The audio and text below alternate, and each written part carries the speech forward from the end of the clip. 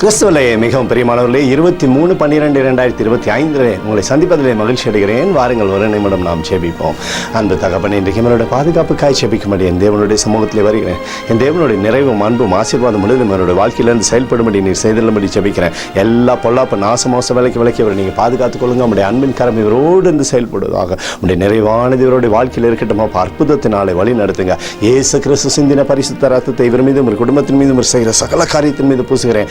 இந்த நாள் முழுவதும் மகிமையின் ஆசீர்வாதம் இவரோடு இருக்கட்டும். தகப்பனே, நிறைவானது இவருடைய வாழ்க்கையிலிருந்து செயல்படும்படி ஜெபிக்கிறேன். சக்கரையா 9:12 படி ரெட்டிப்பான நன்மை தருவேன், இன்றைக்கே தருவேன் என்று சொல்லி எழுதப்பட்டிருக்கூடிய வார்த்தையின்படி ஆண்டவரை இன்றைக்கே இவருக்கு நன்மையை தந்து ஆசீர்வதிங்க. இயேசுவின் நாமத்தில் ஒப்புக்கொண்டு ஜெபிக்கிறேன் நல்ல பிதாவே, ஆமென்.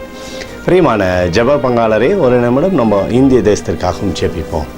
அன்பு தகப்பனே, 23/12/2025 இந்திய தேசத்திற்காக ஜெபிக்கும்படியாய் உடைய சமூகத்தில் வருகிறனப்பா. தேசத்தை நன்மையினாலே நீர் திருப்தியாக்குவீராக.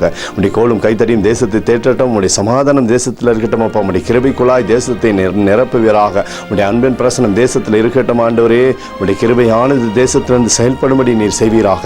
எங்களுக்காக அடித்து நொறுக்கப்பட்டு கூடி இயேசு கிறிஸ்துவும் அவர் சிந்தின விலையேறப்பட்ட ரத்தத்தை வைத்து ஒப்புக் கொடுக்கிறேன்.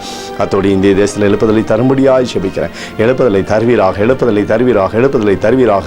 எழுப்புதல் எங்கள் கண்கள் பார்க்கும்படி நீர் ஆசீர்வதிக்கும்படி ஜெபிக்கிறேன். நேற்றும் இன்றும் என்று மாறாதவராகிய இயேசுவின் நாமத்திலே ஒப்புக்கொண்டு ஜெபிக்கிறேன் நல்ல பிதாவே, ஆமென். பிரியமான ஜெப பங்காளரே, ஆண்டவர் நம்மளுடைய ஜெபத்தை கேட்டிருக்கிறார். இந்த நாள் முழுவதும் கர்த்தராகிய இயேசு கிறிஸ்துக்குள் நீங்கள் வளரும்படி இந்த வாழ்க்கையை ஆசீர்வதிக்கிறேன். ஆமென்.